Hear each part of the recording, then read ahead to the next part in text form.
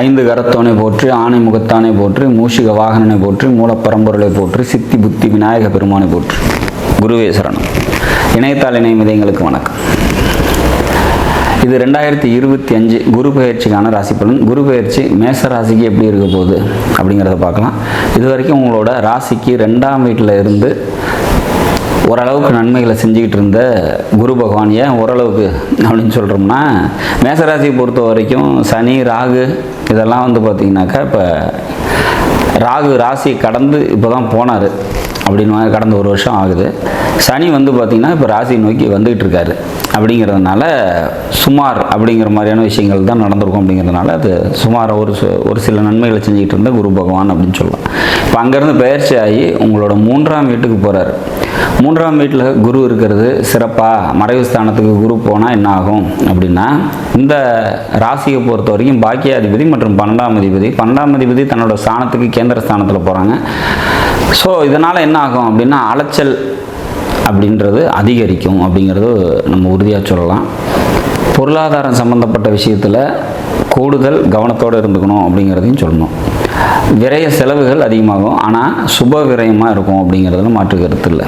சரி, திருமணத்துக்காக யாராவது வெயிட் பண்ணிகிட்ருக்கீங்க, மேசராசியில் பிறந்து கல்யாணத்துக்காக வெயிட் பண்ணிகிட்ருக்கீங்க அப்படின்னா திருமணம் கைகூடுறதுக்கான ஒரு அமைப்பு. தொழில் பண்ணிகிட்ருக்கீங்க அப்படின்னா தொழிலில் முன்னேற்றமான சூழ்நிலைகள் ஏற்படுறதுக்கான வாய்ப்புகள் உண்டு அப்படிங்கிறத எடுத்துக்கலாம். பங்காளி வகை சொந்த பந்தத்துக்கிட்ட ஒற்றுமை அதிகரிக்கும் அப்படிங்கிறதையும் எதிர்பார்க்கலாம். நண்பர்களால் நன்மைகள் ஏற்படும் அப்படிங்கிற மாதிரியான விஷயங்கள்லாம் கண்டிப்பாக நடக்கும். தந்தையால் நன்மைகள் ஏற்படுறதுக்கான வாய்ப்புகள் உண்டு.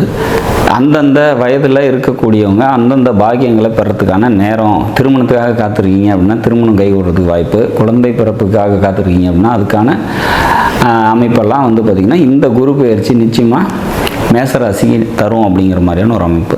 பொருளாதார விஷயத்தில் மட்டும் கூடுதல் கவனத்தோடு இருக்கணும். பணம் கொடுக்கல் வாங்கல் சம்மந்தப்பட்ட விஷயத்தில் இருக்கிறீங்க, அதுவே தொழிலாக செய்கிறீங்க அப்படின்னா அந்த மாதிரி இருக்கவங்க மட்டும் தொழிலில் கொஞ்சம் கூடுதல் கவனத்தோடு இருந்துக்கிறது சிறப்பு. பணங்கிறது கொடுத்து வாங்கும்போது கொஞ்சம் தாமதப்பட்டு கைக்கு வரத்துக்கு வாய்ப்பு உண்டு. மற்றபடி இந்த குரு பெயர்ச்சி பார்த்திங்கனாக்கா 3ஆம் வீட்டுக்கு மறைவு ஸ்தானத்துக்கு ராசிக்கு 3ல் போனாலும் பகை வீட்டில் நின்னாலும் தன்னோட பார்வையின் பலத்தால் பல நன்மைகளை உங்களோட 7ஆம் வீட்டை பார்க்குறதுனாலையும் பாக்கியஸ்தானத்தையே குரு பார்க்குறதுனாலையும் லாபஸ்தானம்னு சொல்லக்கூடிய 11ஆம் வீட்டை குரு பார்க்குறதுனாலையும் பல நன்மைகளை தந்தே தீரும் அப்படிங்கிற மாதிரியான ஒரு அமைப்பு. மொத்தத்தில் இது கடந்த நிலைப்பாட்டை விட இந்த நிலைப்பாடு உங்களுக்கு இந்த 3ஆம் வீட்டில் இருக்கிறது சிறப்பை தான் தரும் அப்படிங்கிறதுல நம்ம உறுதியாக இருக்கலாம்.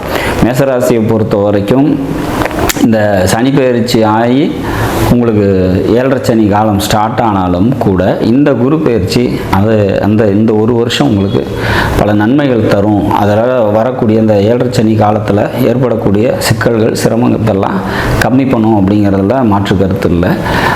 எல்லாமே ஒரு கம்ப்ளீட்டாக நல்லது அல்லது கம்ப்ளீட்டாக கெடுதல் அப்படின்னு ஒன்று கண்டிப்பாக நடக்க போகிறது இல்லை அப்படிங்கிறத நம்ம தெரிஞ்சுக்கணும்.